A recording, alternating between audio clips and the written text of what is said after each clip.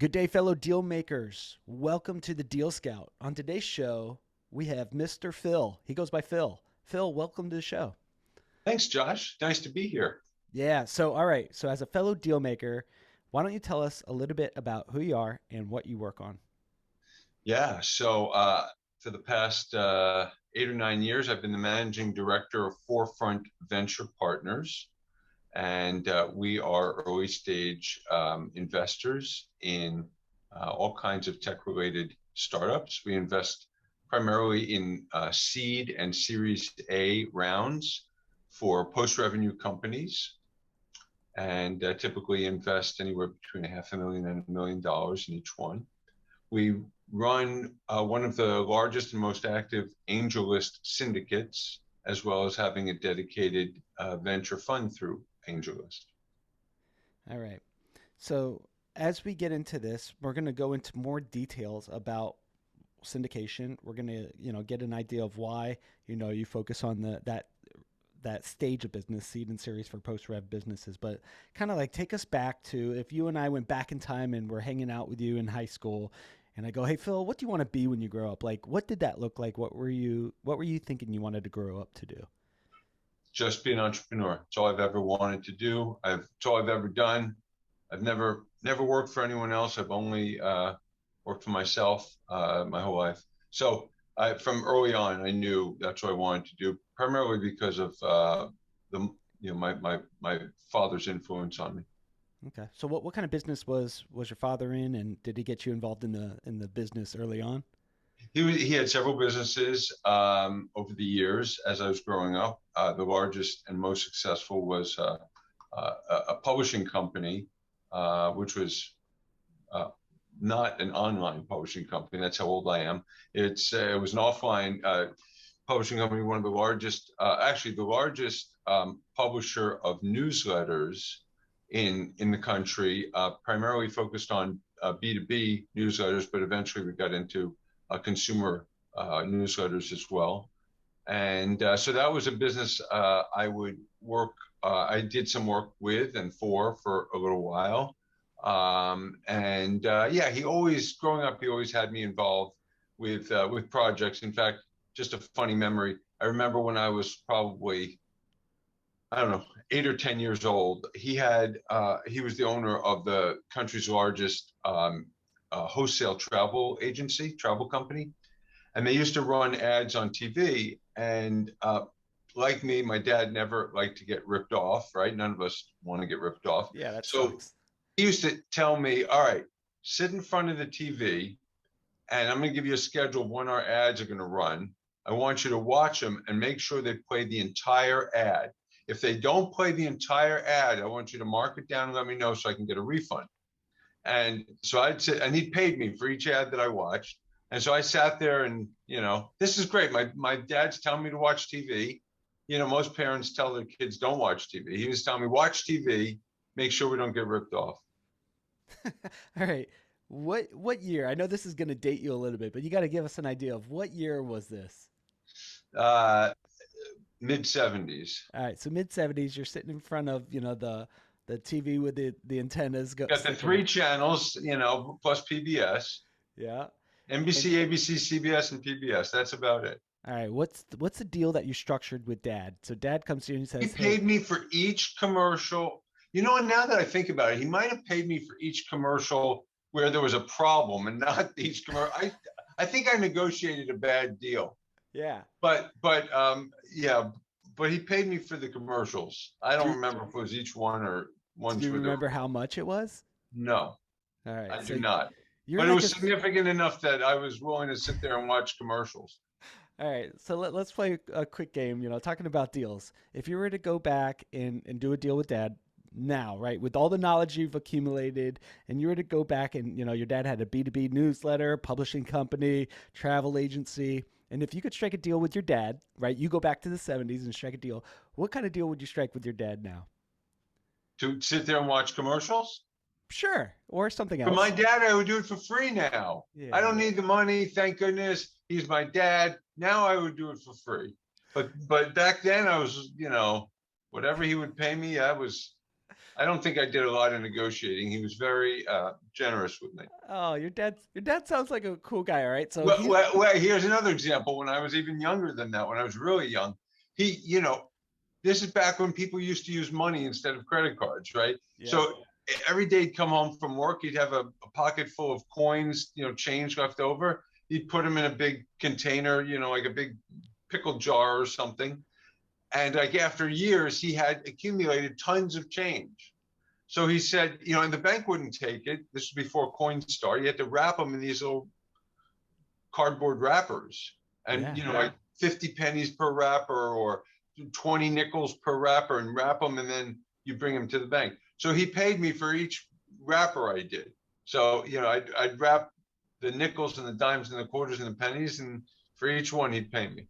All right. So you were kind of a professional rapper as a kid. Different kind of wrapper, but yeah. So it's funny. I love hearing these stories about how deal makers kind of grow up and the environments that create us to be deal makers. My dad would do something very similar. I grew up on a construction site, but coins in the thing, and then once a Yeah. year we would all roll it, and our hands would smell like crap, and Yeah. take it to the bank. But then my dad, since I used to be a cute kid, right? So he was in Huh. construction, and funny, huh? Hard to believe. I get it. I get that all the time. But he would bring me on the job site to pick up nails and such, $2 an hour. But then he would have me, the cute kid, deliver all the bad news to the customer. Ah, Hey, smart. hey, we're not going to be here tomorrow, Miss Penny. My dad he's up on the roof. He wanted me to let you know. She's like, oh, it's no big deal. Would you like cookies? And then I'd go Ah, inside, that's right? great. That's great. I love it. Yeah. All right. So fast forward, you go through school and you're like, there's nothing I want to do other than entrepreneurship. Now, entrepreneurship, when you and I were growing up and going to school, you're a little bit my elder, you're a little bit older than me, not by much though. Entrepreneurship wasn't this huge thing that was taught in school and that was, expressed. People were like, what do you want to do? Doctor, attorney, military, police, fire, right? It was all of these professional jobs or whatever. Now, what were your friends doing? What kind of things were your friends wanting to be when they grew up? Um, so doctors and lawyers mostly. Yeah. Came from a predominantly Jewish area, and our parents were always like, be doctors and lawyers. And that was the thing. I had no interest in doing either of those, and just was all about business and starting my own thing. Um, I'm trying to think about some of my other friends growing up and what they wanted to do. I think as I got older, like in high school and stuff, then I think more. I had friends with more interests similar to mine. Other friends who wanted to start businesses. Okay. So what was the first business that you started other than, professional TV watcher and rapper? Well, are you talking about like in high school, or are you talking, or in college, or after? Yeah, sure. Whatever stands out in your I, mind. I could talk all day about the businesses I've started. I'll tell you. I can tell you some funny ones, Yeah. and then I can talk about more serious ones. Growing up, when I was in elementary school, I started selling candy in school, right? And it was not allowed, so I had to do it on the DL. And my teachers thought I had like a urinary tract infection. I was going to the bathroom so often to deal candy. Um, so I decided I wanted to expand the business, but there's only so much I can do. So I started franchising it to other kids. So I got like 5 or 6 franchisees, and I would provide them with the goods, With the goods. with the goods, with the candy that my mom would drive me to this wholesaler that was about a half an hour from our house. Every weekend she'd drive me to the wholesaler. I'd buy like $200 worth of candy at the wholesaler, come back and distribute it to all my franchisees, and they would pay me. Anyway, that was growing up in high school. Well, before let's stick Yeah, with candy slinging. All right. love the I used, candy. See? yeah, there's good money in it. I used to do the Bubblicious bubble Oh, gum, and I would sell it for 25 cents a piece because kids would forget to bring bubble gum. oh yeah. But then competition came. So I had, two for 25 cents, but I always had a pocket full of quarters in my pocket. And people Yeah. thought I was slinging drugs. No, bubble gum, Bubblicious. I was all about the Bubblicious too, and Here's a little story that happened. This is how the black swan events when you're in Yeah. business, right? So I was loaded up with Bubblicious inventory, had tons of it in my room, and all of a sudden these rumors start. You're a little too young for this, but the rumors started that there were spider eggs in Bubblicious, Mm. and all of a sudden overnight, nobody was buying Bubblicious Yeah. anymore, and I had loads of inventory. I had to sit on that inventory until that rumor started fading. Until the But spider eggs died, and then you could sell them again. yeah, then I sold it, right? And we sold these. I sold these. What are those things called? Pop rocks. Yeah. They used to, so they banned them in the U.S. because kids, there was this whole rumor again. People were getting hurt from them. So my grandparents went on a vacation to Canada, and I told my grandmother to buy me several cases of it there and bring it back in. So she was like my mule, right? My International grandmother smuggling. she was bringing in the illicit pop rocks over the border for me. But I would do anything, to get my hands on the hot candy. Got to do it. Yeah. So that was the story with the candy business, and that was great. And then, in high school, I did a bunch of businesses, including I was a tennis player on the tennis team in high school, and I had a racket stringing business. So, I had a bunch of friends on the tennis team. They all broke strings. I used to string the rackets. And then I'll tell you one other sort of funny business. In college, I lived in the dorm that was part of a quad. The quad was like fully enclosed, and no one could access it except if you were a student, right? And this was in Philadelphia, where it would get pretty cold in the wintertime. And lazy students don't want to walk outside their dorm all the way down outside the quad to get a pizza at night. So I made a deal with a local pizza place that they would deliver pizzas to me right outside the entrance to the quad. And I had students working for me who had the IDs who could deliver them up to the rooms. So I would get them for like $6 and have my guy walk it from the quad entrance to the dorm room and just sell it for $12. And I just slapped a sticker on the box, making it look like it was my pizza restaurant and not the one that actually made it. So you white labeled and I labeled the pizza. Yeah, brokered dough. I was a pizza broker, basically. Yeah. We got to put that on your LinkedIn resume or on your LinkedIn, right? Yeah, good idea. So now you know more about my early entrepreneurial efforts than like anyone else does. Congratulations. Yeah, I am honored. Well, I grew up in. It looks like you guys are in Florida, right? I'm looking. I'm in Florida. Yeah, okay. South Florida. I grew up in South Florida. I grew up in Sunrise, so like that kind of community. Yeah, that's where I grew up too, in Boca Raton. Get out of here. Do you remember the swap shop? Of course. Oh my gosh. Thunderbird Swap Shop. Yes, I would buy fake Oakleys, and this is back in the day where you weren't a terrorist if you did this. Yeah. I'd buy knives and fake Oakleys, and I would sell those to kids. There you go. Oh, geez. I probably saw you there. Yeah. Well, the statute of limitations has far passed. You can admit to these things now. I sure can. Holy moly! Yeah, we would set out at the swap shop. My grandmother, my Jewish grandmother, actually, my Jewish grandmother is the person who taught me garage selling, negotiations, how to buy and sell stuff. We would buy stuff from the people, like other swap shop people, right? And then we would put it on our own blankets and we would make a profit. Like, she was a genius. She was That's great. Yeah, man. All right, so fast forward, pizza brokering, string remodeling, tennis rackets, all this stuff that you did. Talk to us about the first big one that you did, and maybe even a big failure that you had. Well, so I graduated from college. I went to business school. I graduated from college, and first company I started was, at the time, this was like 1988. SPACs were very popular, but they weren't called SPACs. They were called blind pools back then. And these were public companies who raised a ton of money to go out and find an acquisition, to find a company to buy. They had no operating businesses. And so what I did was and there were lots of these popping up, these blind pools. and they didn't have they were good at raising money, but they weren't good at acquiring the companies. Yeah. So pools of cash were just sitting around.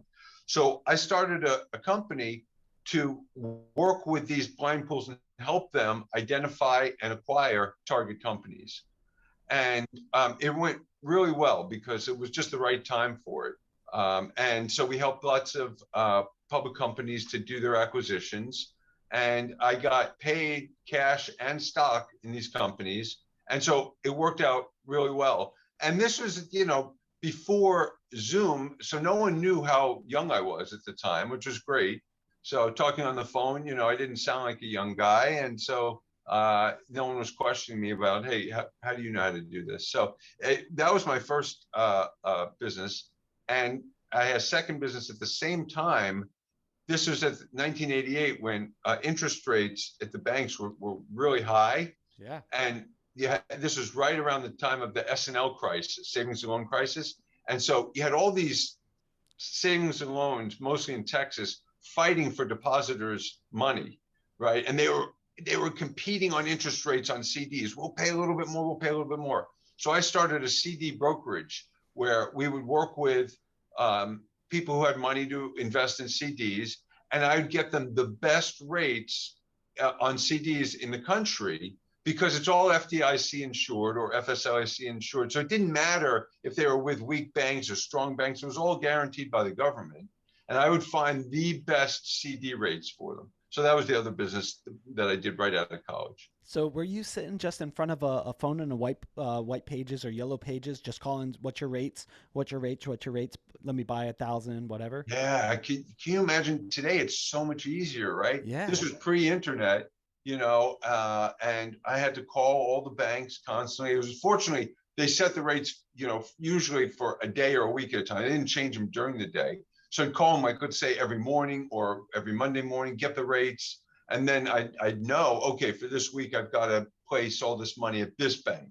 And, had to be careful not to exceed the insurance limit of $100,000 per depositor. So anyway, that was a lot of work, but it worked out well. Yeah, because even Excel wasn't around, so you had to use a dot matrix. No, Excel was around. We had What Excel. were they?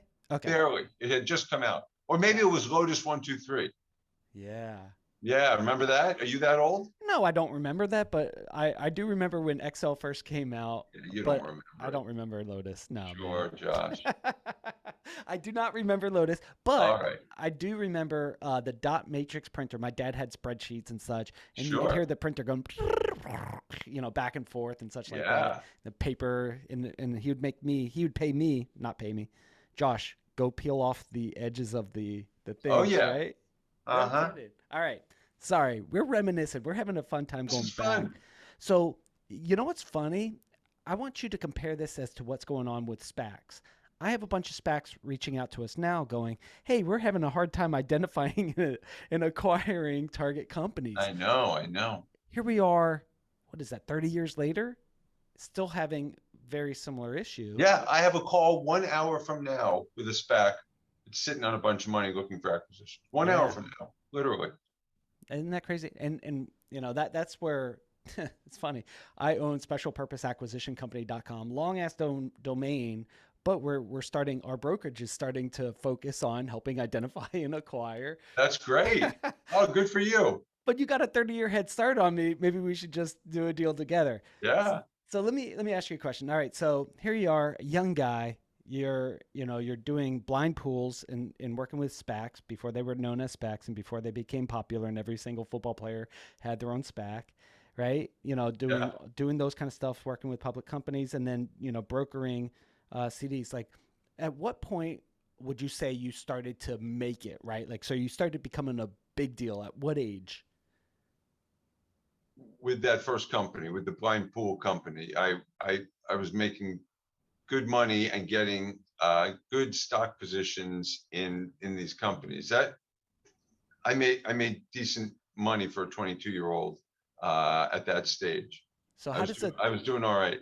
How does a 22-year-old who's starting to get stock options and money pools and what was your life like then? If you and I go hang out with the 22-year-old Phil, what would it be like? I look, I married my high school sweetheart, so I was was hooked. At that time I was with my fiance, and then I got married young. So, nothing wild and crazy. We just fortunately made enough money that we could buy a house right away, and started a family when we were pretty young. And so, yeah, nothing wild and crazy. What did you dress like? Were you dressed like the Miami Vice? Because so you're in South You're Florida. killing me now, Josh. You're killing me talking about what I was dressed like, man. I'll send you some photos, but no, I didn't go with the Miami Vice. Well, maybe a little bit, I I guess. knew it. I knew it. Maybe a little, but not full out, not all out Miami Vice. No, but But that was sort of. kind of the look a little bit. But I was never like a flashy dresser or anything like that. So I'm a pretty conservative dude. But sort of, you dressed like Miami Vice. All right. I think I remember having like one shirt that was like Miami Vice ish. It's funny. So I grew up in South Florida, surfing, board shorts, flip flops, Oh silk yeah. shirts, right? Like Oh, I that's, had the board shorts. yeah. I moved up to a little place called Ocala in Oh yeah, horse 1996. country. Horse country, right? So I'm walking around in 1996, board shorts, flip flops, silk shirts, and people are like, "Where are you from, sunshine?" And they're stepping on me with like cowboy boots. I'm like, Oh "Where, yeah. where am I?" It's not like that now. We've evolved, but it was a big Yeah. culture shock. So, all right, so you went up north, Pittsburgh, and you went Philadelphia, to, baby, not Pittsburgh. okay, sorry, Philadelphia. I know Don't diss Philly, man. and then you moved back down to Florida, right? So, how Yeah. long did you stay outside of Florida? Oh, the minute I could move back, I did. Too damn cold up there for me. Too cold. I got back here to South Florida after school immediately. Yeah. Now, you land back in Florida. What do you think what skill sets, what different mindset do you think you learned outside of Florida that you brought down to Florida?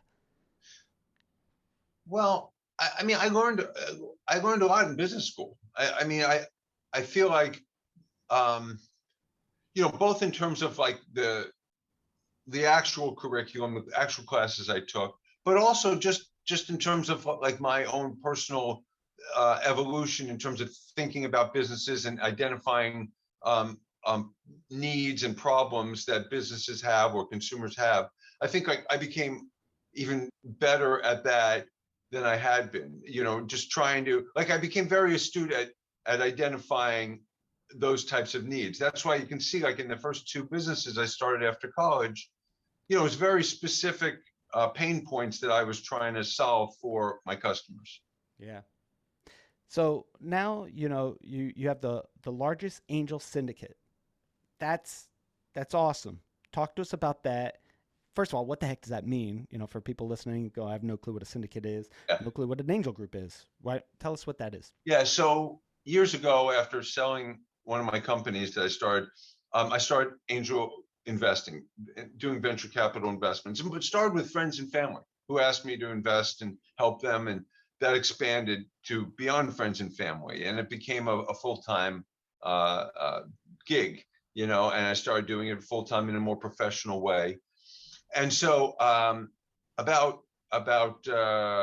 9 years ago, so here I am making all these investments. And about 9 years ago, AngelList, which is AngelList is a platform By Dave for. Rose, right? I'm sorry. By David Rose, is that his? No. Or that's Gust or Yeah, something like. Okay, sorry about that. that's Apologize. right. Yeah, no. AngelList is the largest angel investing platform. It enables accredited investors to invest in startups, and it's a great platform. And I was participating in some deals on AngelList. And then about 9 years ago, they introduced this feature called syndicates, which the idea was that someone like me who was making a lot of investments could continue to do the due diligence, source deals, and share the deals I'm investing in with other investors. So the idea was to make it easy for other angel investors who don't have the same deal flow that I have and don't have the same, don't have the time to do the due diligence, make it easy for them to invest. So they would follow me as a syndicate lead and invest alongside me whenever they wanted to at their option. And in exchange for that, what I would get is a small percentage carried interest. So if they made a profit, only if they make a profit on the investment, I get a small piece of it. Yeah. Now, since being a part of that, so you built that. That was your vision that Well, you no, saw. AngelList, it was AngelList's feature. I just was one of the people who signed up and said, yeah, count me in. But you were a part of the largest angel group, or did you start that angel group Yeah, no, within that? I started Forefront Venture Partners, and we are one of the largest on angel list syndicates. Oh, see, that's awesome. All right. So, how did you go accumulating more investors into your syndicate? Um, well, and it was mostly because of my track record as an investor. Part of it was that my co-founder was Barbara Corcoran, and Barbara Corcoran had some fame and was well known from Shark Tank, and so people recognized her name and thought, I'll join in. And then Barbara took a more passive role after a while, and then it was just based on my track record as an investor and having some early success in being able to pick winners. But also, I think it's about the attitude that I have about due diligence and communication, investor communication, and doing rigorous due diligence, which is different than a lot of early stage investors. So a lot of early stage investors sort of take the approach of spray and pray, right? Invest in a whole bunch of deals and hope some of them stick, and that I could never ever do that. It's just not in my DNA. We do extensive due diligence on every company we invest in, and we really take a deep dive. Yeah. So, about how many investments does a syndicate do on average a year? Our syndicate does 10 to 12 a year. Okay. And in you guys are going in at seed and series A, or right? No, seed and That's series, right. right? Okay, Seed got and Series A, yeah, primarily. Okay. So give us an idea of why did you choose those typical rounds to go Yeah, after? And also you guys say one of my things is needs to be a post rev business. I'm glad you asked because that's an important point for me. I've experienced that there's this important inflection point that happens. So if you invest in a company that's pre-revenue, right? It's everything that they tell you is speculation. It's all a story, right? And it may make a lot of sense. It may be a great investment. I'm not trying to paint it with a negative brush. I'm just saying that you can't base it on results because there are no results yet. It's speculative. Right. It's all speculation. Once a company starts to finally sell their product or service and generate some revenue, it moves from speculation to something that is actually happening. Now you can look at, product market fit. You can look at results. You can look at, are customers paying for it? Are they sticking around? Are they continuing to buy? What's the retention rate? How much does it cost you to acquire customers? You can actually look at some of the statistics, some of the KPIs around the business. But what's interesting is if you invest pre-revenue, you're going to pay a little bit lower price in terms of valuation than you would if you invest post-revenue. But here's the inflection point I was talking about. The risk profile decreases much more significantly at that stage than the increase in valuation. So you're getting a lot more potential reward, a lot less risk for the price increase. Does that make sense? Yeah, absolutely. So Okay. so before revenue, it's just an idea. Revenue is a validation in the marketplace that someone's willing to exchange money for a value of a service, product, whatever. That's right.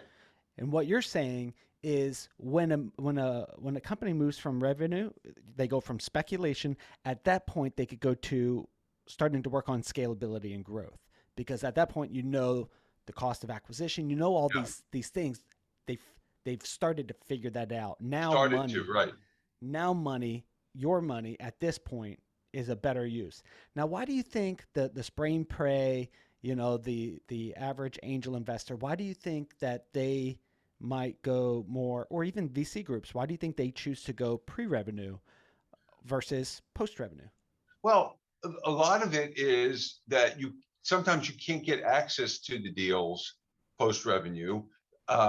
Because if a company really starts to accelerate quickly, right, they can shoot right past, that early stage and go and raise money at a much higher valuation, and then you've missed out on the opportunity. So, like for instance, if Mark Zuckerberg had approached me to invest in Facebook when they were pre-revenue, when he was, at Harvard or just out of Harvard, I would have passed because it was pre-revenue.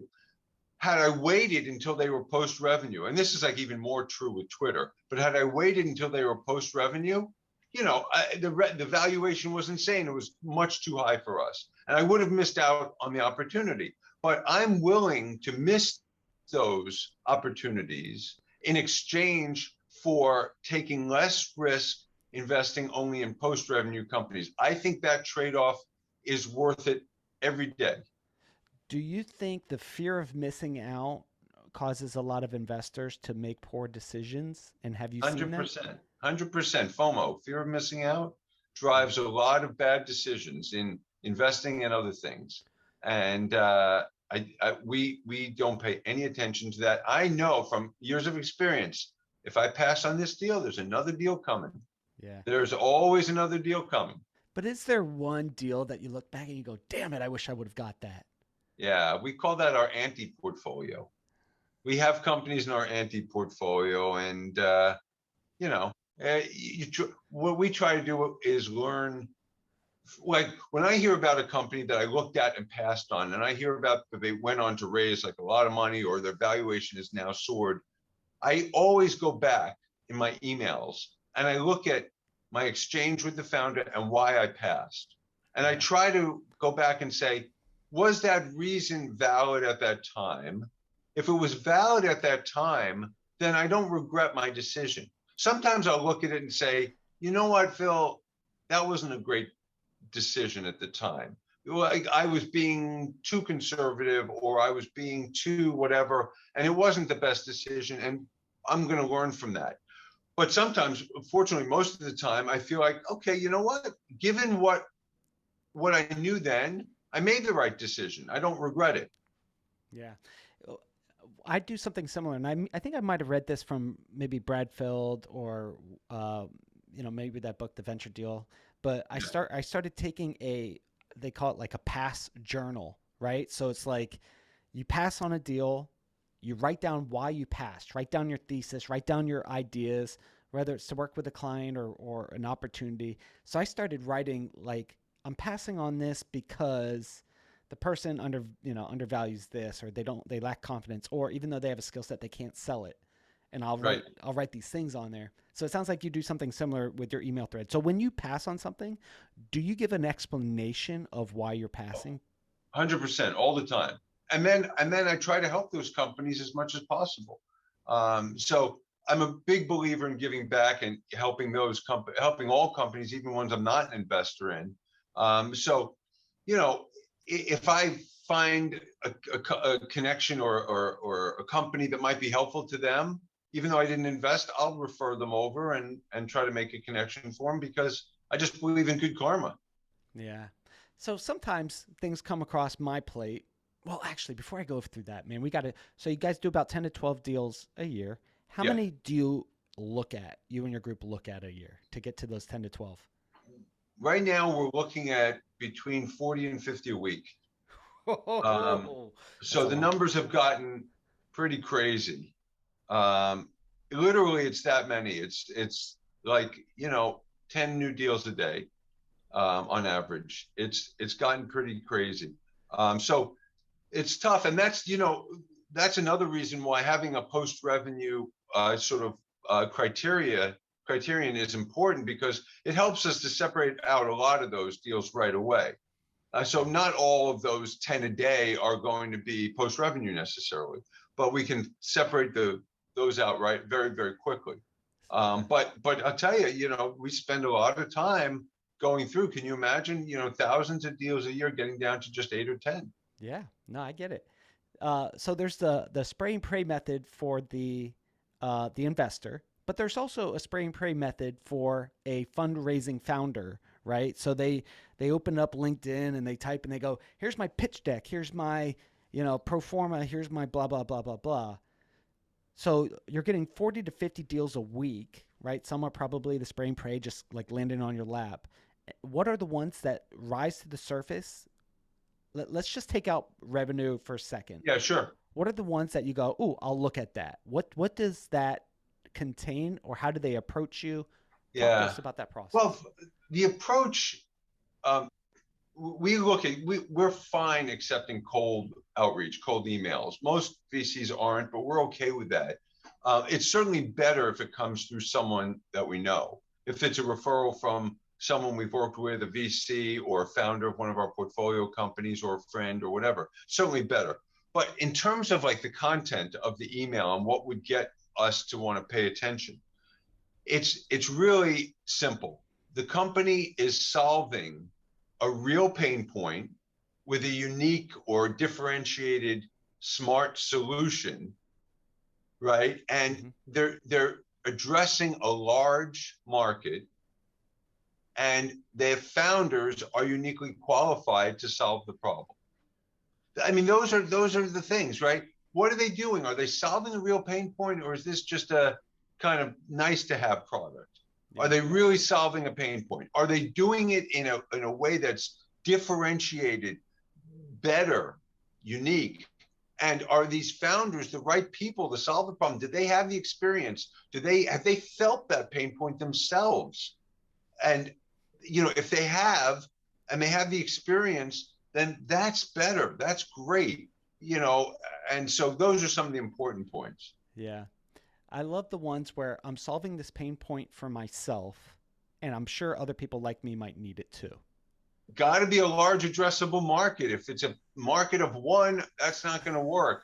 So show me what the market is and how big it is, Yeah.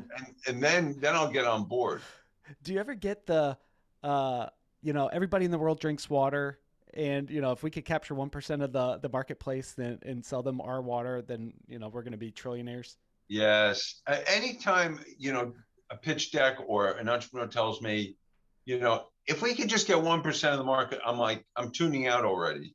Don't give me that. Just let's stick with what we do know. You're not going to get 1% of the water market in the world. So let's not even go there. Yeah. All right. So what's a better way in the thousands of pitches that you've seen to discuss total addressable market in a way that it's actually believable, right? Not like there's 10 billion people in the world and I could Yeah. get one of them to say yes, right? What's a I better mean, way? you have to drill down in looking at addressable market. I want to really understand what the addressable market is, not the universe, but your serviceable addressable market. Who are these customers that in the next 6, 12 months you can legitimately reach out to, that you can reach and try to talk into, convince to buy your product or service? Not, ultimately down the road, every person in the world, but right now, who are the ones who need this product the most? Who are suffering the pain the most right now? And how large is that? Yeah. In your experience, right? And I was going to ask you a question earlier, and I just completely forgot. So I'm gonna move on from that. But All right. in your experience, what business or business model has surprised you the biggest? You're like, I did not see that coming. That's incredible. Well, look, I would be lying if I said I had predicted NFTs would, be this successful, Yeah. or cryptocurrency. So there are so many cool things happening that, for me at least, were impossible to predict um, early on. And some of it is worth pursuing, and a lot of it is not. But those types of things, like, if you had told me prior to cryptocurrency becoming a thing that this was going to take off, it sounds intriguing, but I wouldn't have believed that it would be as popular as an investment vehicle as it is today. If you told me that NFTs were going to be popular, I don't know, that's a tough one for me to have projected. So some of these things are just, they're great, but they would have been hard to Yeah. predict. Yeah. Do you Did agree? yeah, man. Here's one of those ones that I look back and I go, oh man, I missed. It was right in front of my face. So I was working with a guy in 2013 or 12. And he's like, hey, man, there's this thing. It's called crypto and the blockchain. And he's like rattling stuff off. I was so hyper focused on building my fitness technology company. And he's like, hey, man, I'm setting up these mining things that's going to mine crypto. And Yeah. he's like, Josh, like I just need some help. I need a, like you got a shed. I just need a little bit of help, like just help me. And I was like, bro, I'm so focused over here. No. I caught up with him at 2018, height of the crypto, or maybe it was 19. He has 4 Jaguars, a couple Lambos, and I'm like, oh, I just missed it. I got tunnel vision. And my fitness company failed, right? And I think for a founder, it's good to have tunnel vision on the thing you're building. That's right. But I think I had blinders on about the true value of what I was building. Like I think it was just mismatched and I didn't figure out the revenue model. So, but I was so focused on that, I missed other cool opportunities. Yeah. Yeah. That's So, interesting. um, but I come across this with a lot of founders that I've worked in, with venture capital and building entrepreneur centers, and now being part of like these podcast shows, right? I come across a lot of founders, and I think that, and I'd love to hear your thoughts on this. I think focus is important. I really do. Now, I missed that big opportunity because of focus, but I think I made the right decision, even though I didn't become a billionaire of Bitcoin. I think I made the right decision. What do you think, in terms of focus and founders, what do you think is the sweet spot for that? Yeah, I think you're right. I think from what you've told me, it sounds like you made the right decision at the time. I think your focus is critically important. I like to see founders who are eating, breathing, sleeping their company, but and conviction about their idea and their path is really important. But at the same time, they've got to be open to new ideas, to suggestions, to critical feedback, and they've got to be coachable. So Yeah. I don't want founders who are going to flip flop with every new idea or opportunity they see. That means there's no conviction.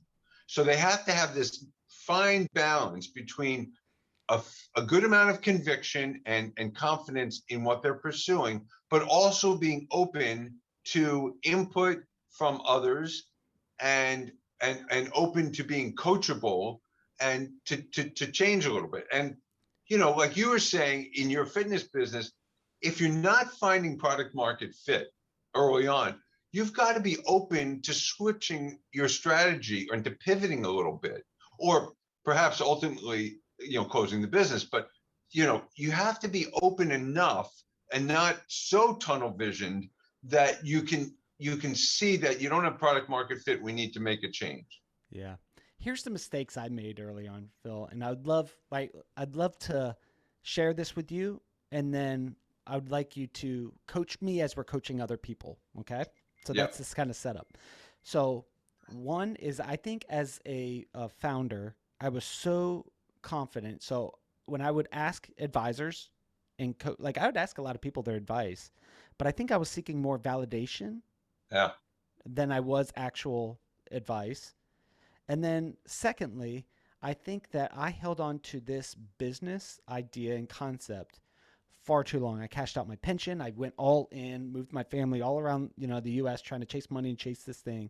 I stayed in too long. So, with those kind of things, how could you tell, and what advice do you have founders when it comes to seeking advice and receiving feedback? And when is it time to maybe take the horse out back and put it down? Yeah. I mean, I think that you nailed it. Look, you have to take feedback sort of with an open mind and not just look for validation, but actually look for the contrarian position and try to see if there are some valid points there. Look for that contrarian position, right? All right. So for some reason, I got completely booted off the internet, and I broke the internet. Would it be the first time I Josh broke broke something? the internet. So Phil, the question I had, and you were sharing in terms of feedback, and you said get the contrarian view, right? And find Seek it out. Seek it seek it out out. intentionally. Yeah. So put some meat on that, right? Rather than seeking validation as a founder or just seeking yes people, what should I look for in an advisor, and what does good advice kind of look like for that? You want an advisor who's willing to push back, right? Who's not afraid to give you the opposing viewpoint. Don't get advisors who are like of the exact same view as you are, have the same perspective about everything.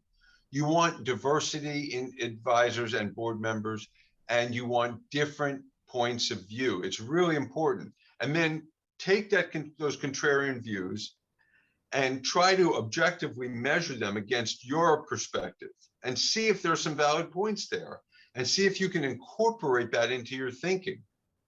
So I think that's really important, to have advisors and board members who are going to be honest with you and share opposing views. Yeah. Now, I'm a ego driven guy, right? And I've been working on that for a long time, and a lot of founders are. Um, how how do you know when you're looking across and looking at a founder if they're going to potentially take your advice or not? I try to test them early on. When we're doing our due diligence, when we're talking to them, I'll challenge some of their assumptions in the financial projections, for example, and try to assess how they react. So if I challenge an assumption, are they are they immediately fighting that and pushing back, or are they thinking about it and maybe incorporating what I'm saying, or are they giving me good reasons why my position is not valid? So I'm looking at how they react to the pushback I give them. When I raise an objection about their business model, for example, have you thought about doing it this way? Why haven't you gone this route? Are they so focused on their path, on their plan, that they can't even deviate or think about deviating? Or are they open enough to say, yes, we've considered that, and here's why we're focused on what we're doing right now, but that's something we may do in the future? So I'm throwing out these little sort of tests along the way to try to see, to the best that I can, if they're open-minded to other viewpoints. Yeah. No, that's so good. And I would say, as a young founder, as I was starting up, one of my first reactions is like, I need to defend my position. And I feel like you're attacking me, right? As an advisor, saying this Yeah. contrarian view. The older I'm getting, and after going bankrupt and losing all my pension, and putting all the money in business here and losing these kind of deals and then making money here, right? After that kind of experience, like when I go to an advisor now, I want, hey, how could I screw this up? What am I missing that's going to cost me a lot of money, Yeah. time, and I'm going to have arguments with my wife later on? Like, prevent that from happening. That's what advisors are for. The Like, landmines that you can't see. yeah, Tell me where are the landmines? What are they? What am I totally. missing here? Yeah, because the older you get, the financial mistakes hurt a little bit more, and hopefully you have more wisdom so you don't make as much, of those kind of mistakes. But man, help, advisory service is so vital, so needed. And talking about deals, let me ask you this question: if you meet a founder, right, and they're like, you and I are having coffee in South Florida, dressed up both like, Miami Vice, Don and Johnson. Yeah. yeah, exactly. And someone comes up to us, and we know them, and we've talked, and they go, "Hey, I want to share an idea with you, and I'd like to get your guys' feedback. Here's an NDA. What's your reaction? What's your response? What's your thoughts?" No, thanks. I'm not interested. Like most VCs, we don't sign NDAs. When you see 40 or 50 deals a week, you can't sign NDAs. We just see too many deals to make that feasible. It's impossible. And plus, managing it all is too time consuming.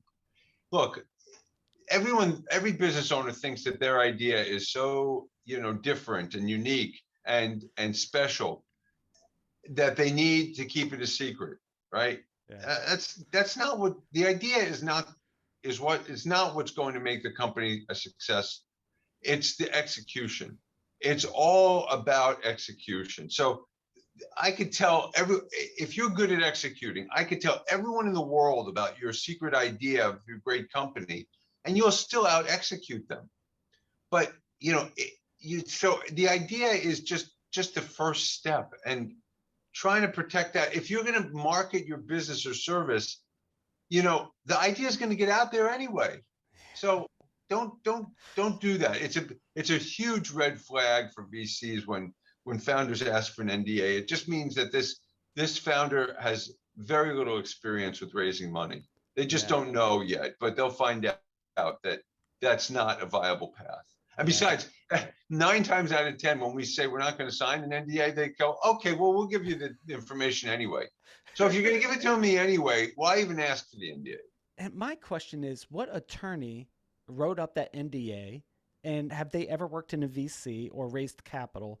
Because if I go to an attorney and go, hey, I need an NDA because I'm going to go raise money, they're going to go, whoa, whoa, whoa, whoa, you're going to get turned down right off the bat if they have experience in the VC industry, right? It just Yeah. starts the conversation is, hey, I don't trust you. Will you give me Right. money? Right. You're like, what? No. Yeah. Look, if you don't trust that I'm going to keep the information confidential, don't tell me. Don't tell me. Don't work with me. I don't want to work with you then if you don't trust me. Yeah. And it's as simple as that. Yeah, no, I agree. I've walked out of a meeting. I was just like, hey guys, I can't sign this. I have a podcast show. And I hear 10,000 ideas a day. Yeah. I don't have time. I've got 3 kids. I can't execute on all this crap. I only have execution on my own stuff. Right. But yeah, man, that was a kind of a out of the left field kind of thought I had. But I got a question for you. I've got some cards, right? Because I come up with normal questions on deals and deal making, but I buy a bunch of conversation cards, conversation starter cards. So I'm going to ask you one of these, but you get to pick which card. So tell me when to stop. Stop. All right. So this is the question that comes up. If you became Earth's official tour guide to aliens, right? So Elon goes up to Mars, brings back some aliens. Where would you take them first? You're the official tour guide for Florida or for the United States or for the world. Where would I take them first? Yeah. And they're friendlies. They're friendly Oh, good, good, and they good. want to spend money.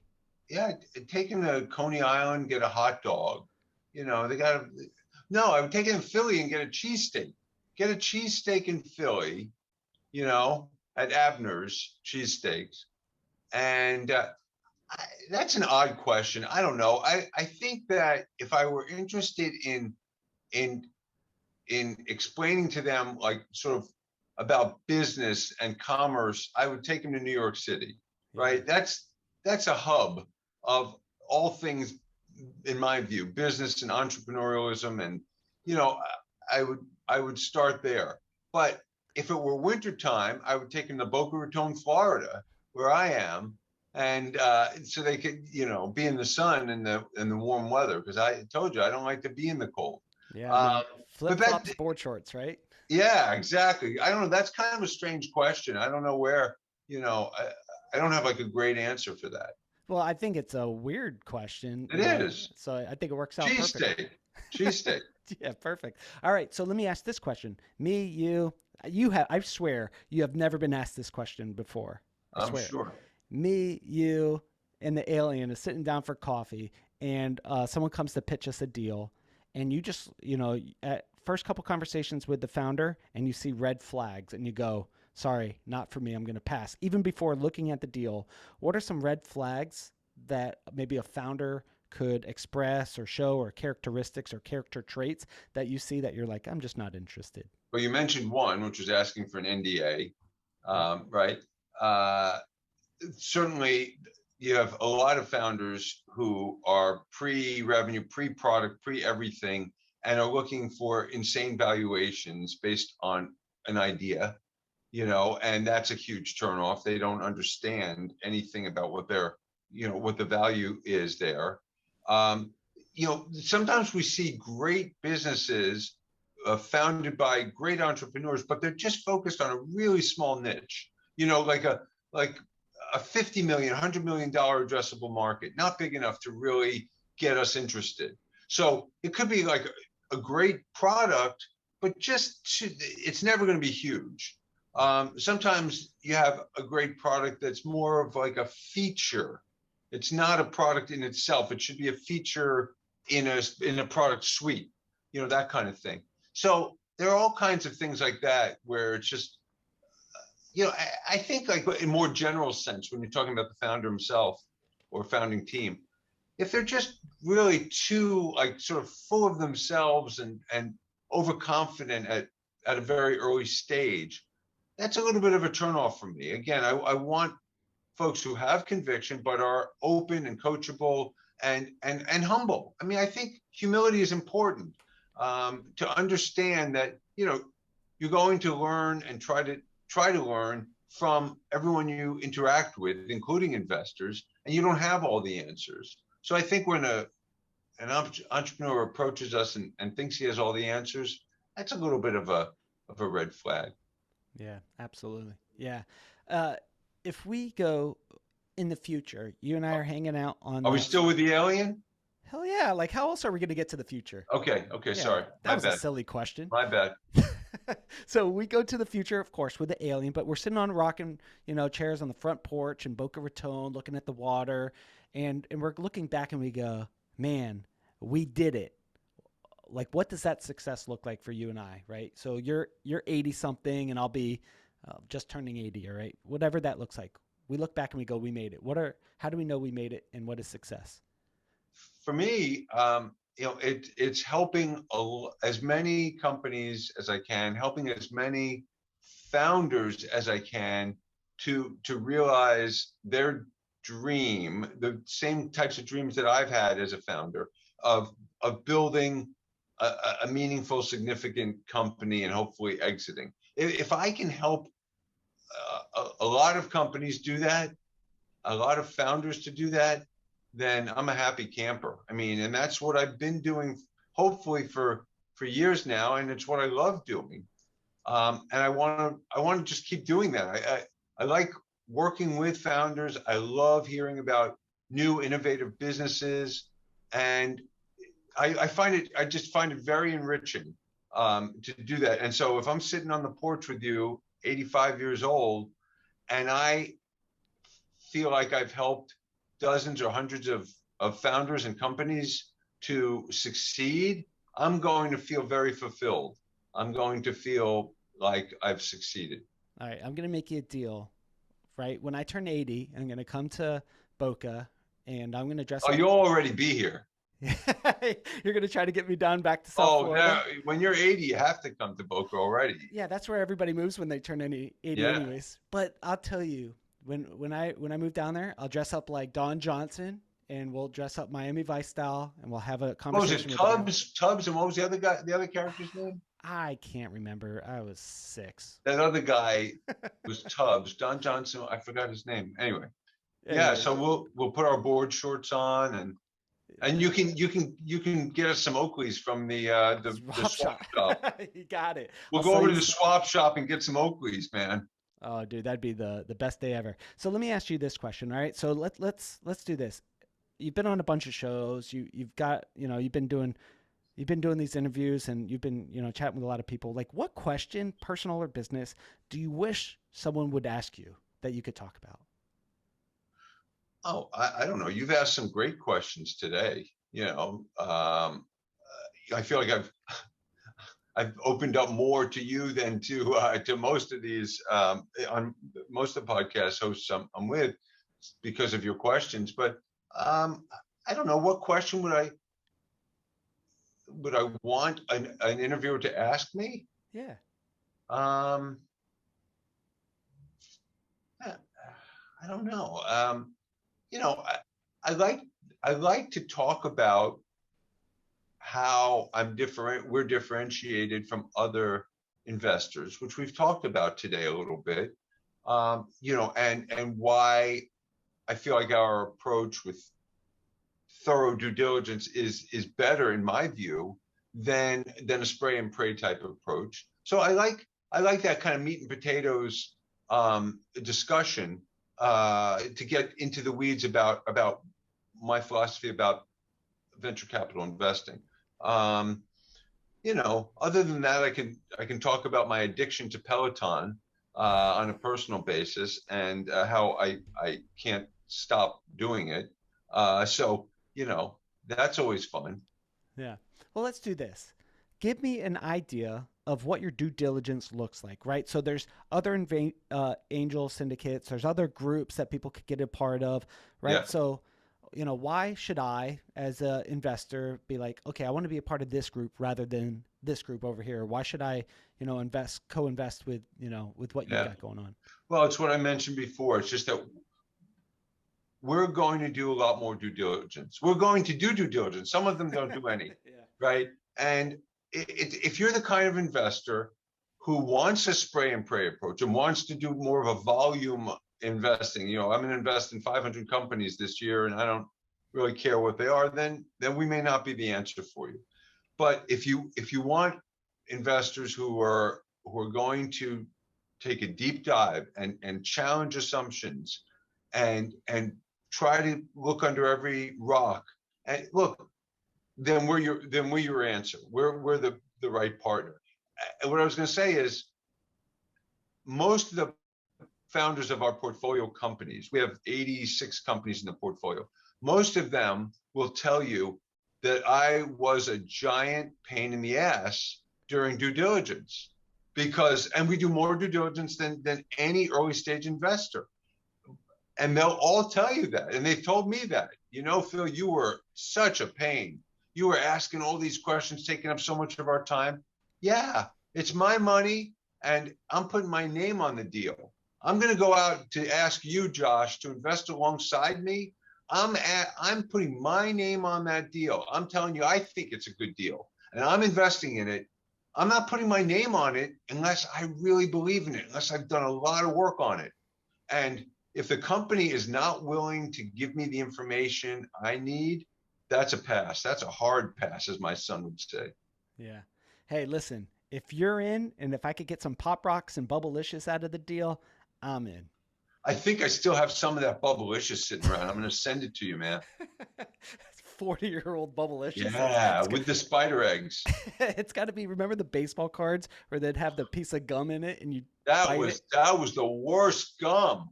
It dissolves in your mouth. It's not even gum. It's It like, was like cardboard. It was like it would crack. That gum would crack.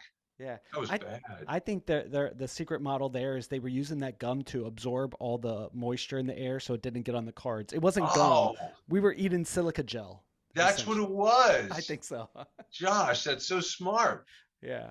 So, Phil, for investors out there who are looking to be a part of a group and maybe, explore working with you, or maybe there's a founder out there who has a post-revenue business looking for seed or series A kind of round, wants to get your advice and input on something. What's a good way for fellow deal makers to connect with you and maybe do a deal?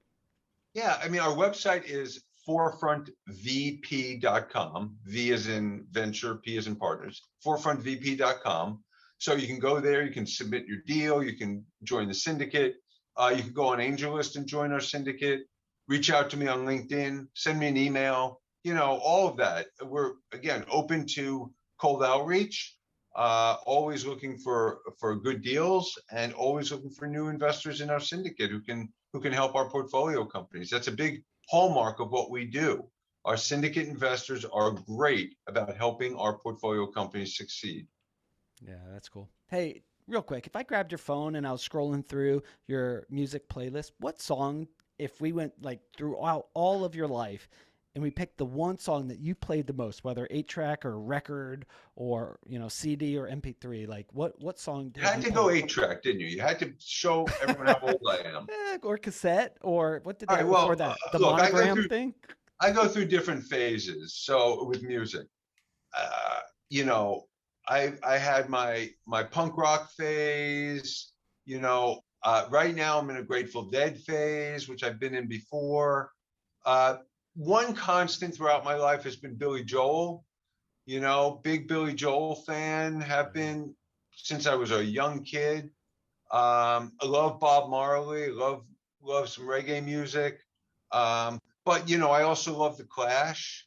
So like my musical tastes are all over the place. But I will say this consistent theme also. I'm all about the 80s music. I love 80s, not 80s pop, 80s rock, 80s punk. I'm all about 80s music. Man, I'm still stuck in the 80s. What kind of shoes are you wearing right this second as we're doing this interview? Do you have Um, some Reebok pumps? let's see. Can you see that? Oh, okay. They're Uh, just some normal shoes. I don't know.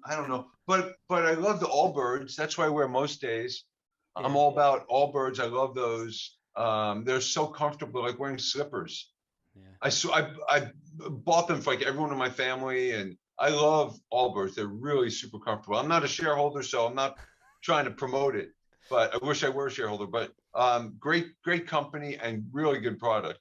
You Yeah. know what's interesting about their product? What's up? They never ever seen them discounted. They never offer promo codes or coupon codes. It's and there's something to be said for that. I respect that. They're not discounting it. They're like, look, it's a reasonable price. It's a great product. If you want it, buy it. Yeah, Phil's gonna buy all our stock anyways, so all of our shoes anyways. I'll So buy all the whatever. shoes anyway. You got to fight me for it. That's right. We'll go to the swap shop. We'll get some fake Oakleys and pay full retail for those shoes. For Right? Allbirds, yeah. Yeah, they're Sounds great good. shoes, though. All right, Phil. Hey, thanks for coming on the show today, man. Had a blast. This show is all about learning about deal makers and the story behind the deal makers, how they became a deal maker, and finding a way for you, our audience, to do deals with our deal makers. As always, reach out to our guests and say thanks for being on the show. Find a way to connect with them and do a deal. And if you're working on a deal or looking for a deal and want to talk about it here on the show, head on over to thedealscout.com, fill out a quick form, maybe get you on the show next. Till then, talk to you all on the next episode. See you, everybody. So long.